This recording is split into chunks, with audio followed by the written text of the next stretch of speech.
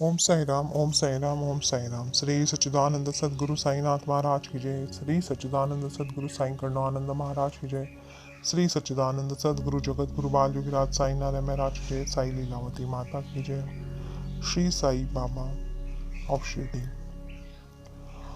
A foreword. I feel pleasure in placing before the public this short sketch of life and teachings of the late Divine Master Shri Saibaba of Shirdi by Rao Bahadur Moreshwar Vishwanath Pradhan of Sai Pradhan Bagh, Santa Cruz. He has taken his standpoint by the translations of the various incidents in Sai Baba's life as they have appeared in Sri Sai Leela, a Marathi monthly journal written by the able pen of late Honorable Mr. Hari Sitaram Dikshit, an eminent solicitor of the Bombay and an equally eminent and steady devotee of the Shri Sai Baba. In a translation, it is always difficult to convey the exact meaning of theme from one language into another. Nevertheless, it will be admitted that Rao Bahadur Pradhan had done his very best, I trust. Therefore, readers will kindly forgive me if I take the liberty to mention from out of the numerous personal experiences an incident or two as a foreword. Shri Sai Baba Shirdi was undoubtedly a great man, a superman, a man who had attained the realization of the all-pervading self. According to the tenets and experiences of the highest Hindu thought, his attainment was such that the gentlemen of the highest university attainments man the unpreachable social positioning as well as a mental culture and almost all the dan and leading men of the Maharashtra in government service and without great journalists like the late Mr. B.G. Tilak, deputy collectors, eminent lawyers, advocates, solicitors, engineers, doctors, and mathematicians flocked to his feet for his blessings. Some of the most orthodox Hindu Shastras, the Christians, Parsis, Mohammedans, Maulvis, and even butchers from Bandra vied with each other to pay their obeisances to him. The place where he used to sit looked to all outward appearances as a tumbled down old ramshackle sort of the construction, but in that small oblong room, Sai Baba sat in the northeast corner. In front of him, the opposite corner was a sacred fire, burning night and day. It is still kept burning by the Sansthan committee. Next to his Sakeduni was earthen pots filled with water for Baba to drink the and perform ablutions. The wall had a niche in the which were placed a number of earthen ware chillums, clay pipes. Next to his Sri Sai Baba place, and on his right hand was a couple of grinding stones where occasionally he used to grind corn and pulses, and in doing that he was assisted by the villagers was present as well as high caste Hindu and Mohammedan lady visitors who able happened to be there eagerly and without the slightest feelings of caste greed, eagerly without the slightest feelings of caste greed and untouchability. There was also sack of weed and a sack of country tobacco, and the tobacco was put in the earthen pipes and smoked. That pipe being offered to various devotees, smoked by them and passed it on for to Baba. This went on practically at all the times the visitors came in the presence and even anon. At present, a wooden shrine there with a oil painting of Sri Sai Baba by Mr. Shamrao R.V. Jayakar of Ipalde, which is worshipped by hundreds of visitors. On the western wall was a sort of a niche. It is then observed in a Mohammedan masjid. Opposite to the niche, the central part of this room, Sri Sai Baba partook of his little of the food which he daily bagged from certain houses in the village and offerings made by visitors and others. Then these he mixed up and distributed himself to some of the devotees, amongst whom were very high caste Hindus, Brahmins, Mohammedans, and Parsis, and it may safely be said that Sri Saibaba by practical teaching showed the ordinary householder how to perform his domestic duties and eat his food, entertain visitors at the time of taking meals, and worship the Lord according to his own talents in his own home in the most simple and unostentatious manner to the Agnihotri fire worshipper, Hindu or a Parsi.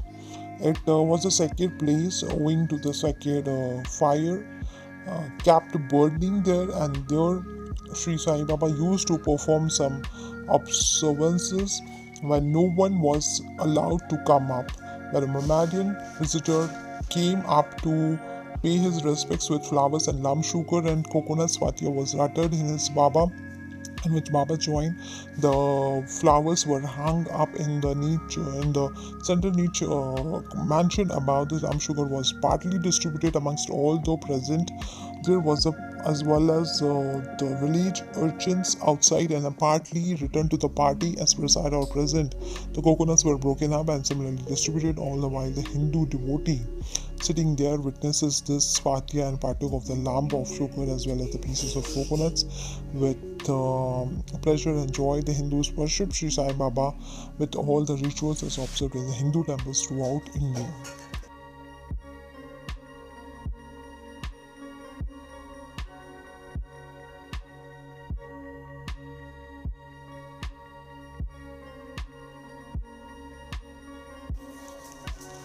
A sandal paste was applied to Baba's forehead, chest, hands, and feet. Kumkum with rice was similarly applied.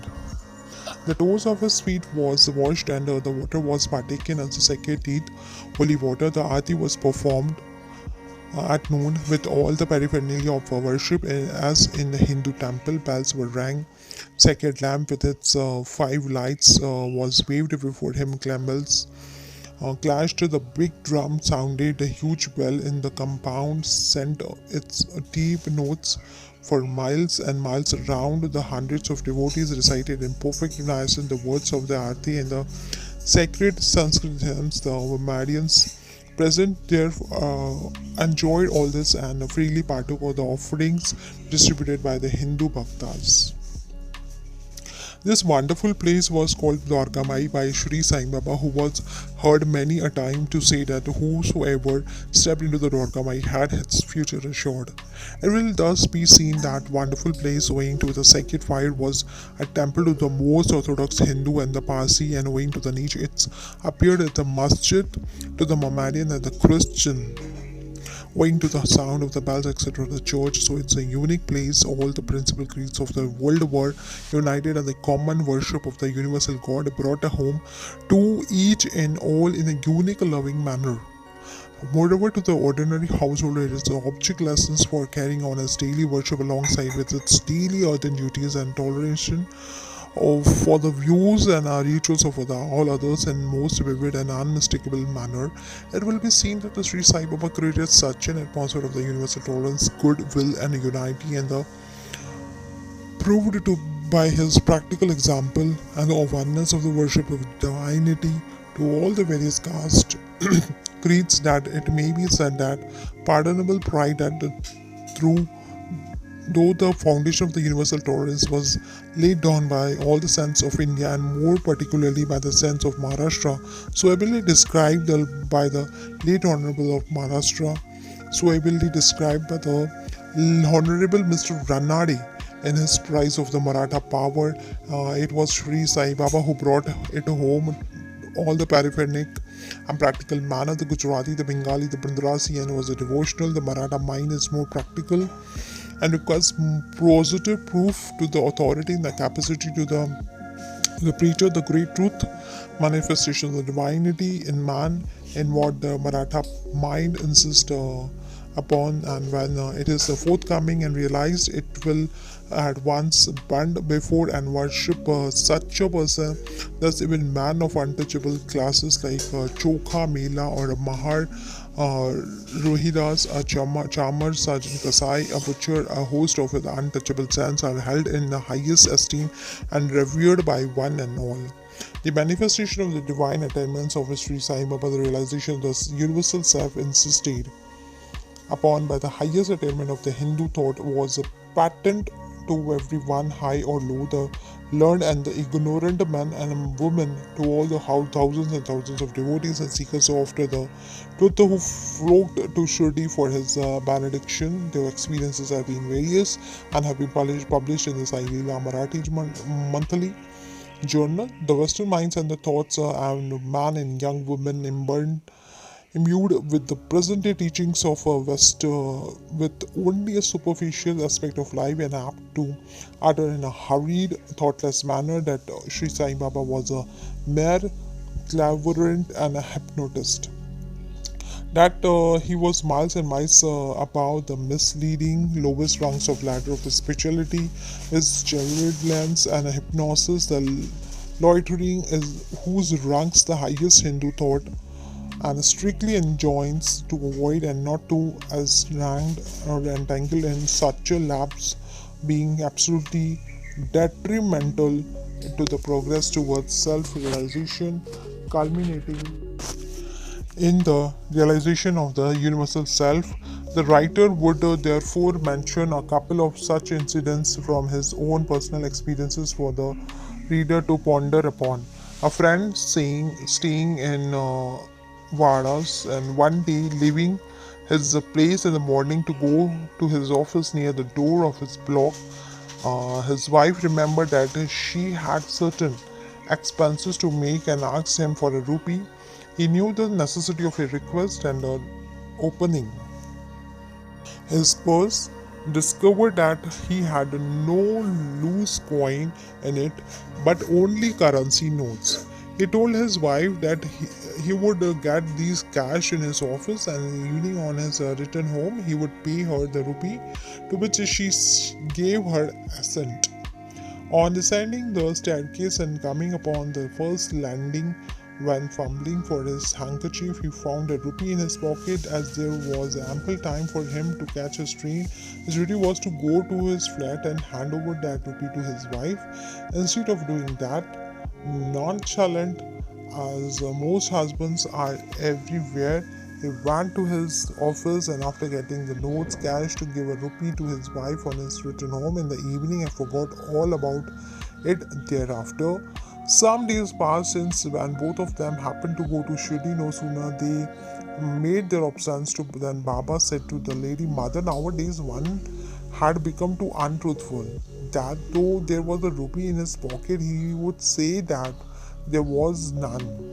Now the lady, not knowing anything about the matter, remained unperturbed, whereas the man, remembering the whole incident, threw himself at Baba's feet and embracing them shed tears of repentance and joy. Repentance of his cleanness is in not having gone up and paid that rupee to his loving and trusting wife, and joy for the feelings of the assurance of Sri Sai Baba's watch on the guidance and the progress of his worldly affairs. Now, as the man had completely forgotten this incident, could it be said that this was a case of mere cleverness? Now, as regards hypnosis, owing to my vacation for schools, the youngest son of the above mentioned friend for thought spending his holidays at Shirdi, his mother accompanying him. They were have left on Friday evening. As this day approached and my friend found that they had made no preparations, he asked them the reason for the delay. They kept silent, at which the man felt puzzled. After repeated queries, the mother said that the boy had given up the idea of going to Shri as there was no one at home to attend to the worship of the shrine Shri Saibaba in their home at Bandra. Upon which my friend told them not to be anxious, as he himself would perform the worship exactly as the boy was doing. This they would not believe, as my friend, having the views of the Prarthana Samajist, had never performed the worship of idol, misnamed idolatry. According to the regular formal outward Hindu technique, and only believed him when he took on oath about it before the Shri's picture in the shrine. They accordingly left for the Shirdi that Friday night. My friend was connected with the factory in the Bombay and had to leave early in the order to present at the factory when the gates were shrunk open for the workmen to enter. Next day was a Saturday. My friend got up a little earlier, took his bath, and before proceeding with the puja, prostrated himself before the shrine and said, Baba, I am going to perform the puja exactly as my son has been doing. But please let it not be mere matter of drill. So saying, he performed the puja and led before the master and few pieces of ram sugar as Naivedya offering, and this sugar was distributed when he returned home in the noon for his lunch. After performing the puja, he left a great deal of the mental and physical acceleration. He then locked the door and left for his work. The servant came to the place later, and after opening the door with a duplicate tea and sweeping the place, attended to the cooking of the food and waited till his return from the factory. When the food was served, an offering aforesaid of the morning puja was distributed as a prasada present. Having more time to spare, an evening puja was performed with a great satisfaction. The next day was a Sunday, a holiday, and passed away with a pleasure. The following day, Monday, was a working day, and this in all in life felt great confidence with himself that everything was passing quite satisfactorily according to the promise given to his son. Next day, Tuesday, he performed the morning puja as usual and left for his work. Coming home at noontime, the food was served and he was just partaking of it. When he saw that there was no prasad present, he asked the servant who told him that there was no offering made that morning and that my friend had completely forgotten to perform that part of puja. At this, my friend left his receipt prostrating himself before the shrine and expressed the regret. At the same time, chiding Baba for his want of guidance in making the whole affair of matter in a matter. Then he wrote a letter to his son stating the facts and requested his son to lay his Baba's feet and to ask Baba's forgiveness for his own reminiscences. This happened in Bandra at about noon on his Tuesday. At about the same time when the noon aarti in the Shirdi was just about to commence, Baba spoke to my friend's wife, mother. I had been to your place with a view. We're having something to eat. I found the door locked, but there a little window pane broken, through which I got in, and I found to my great regret that Bhau, meaning brother, that is my friend, had left nothing for me to eat, so I have returned uncomfortable with the severe cravings of unappeased hunger. The lady did not understand it, but the son, who was sitting close by, understood that there was something wrong with the puja and the bandra, and therefore requested Baba's leave to be allowed to return. As Baba would not give him such permission, he wrote a letter stating that all that took place and implored his father not to neglect the puja. Both these letters crossed each other in on their journey and they were delivered to the respective parties on the next day. This is case of hypnosis. Skeptics was naturally make light of these experiences, having graduated in the science. The writer of the skeptic himself and can well understand the working of the minds of the people. In the same position he was in until he had the great and a good fortune in sitting at the feet of a wonderful Shri Saibaba of Shirdi in 1910. The writer has had numerous unique experiences which have appeared in Marathi in the Sai Leela Monthly. These were as well as the experiences of the various other people. Is this? I dare say may appeared in the English print sometime hereafter. Bandra 1st January 1933. Regards R.A. Turkhad. Shri सच्चिदानंद सदगुरु साईनाथ महाराज की जय। श्री सच्चिदानंद सदगुरु साईं करुणानंद महाराज की जय। श्री सच्चिदानंद सदगुरु जगत गुरु बाल युगराज साई नारायण महाराज की जय। साई लीलावती माता की जय। ओम साई राम।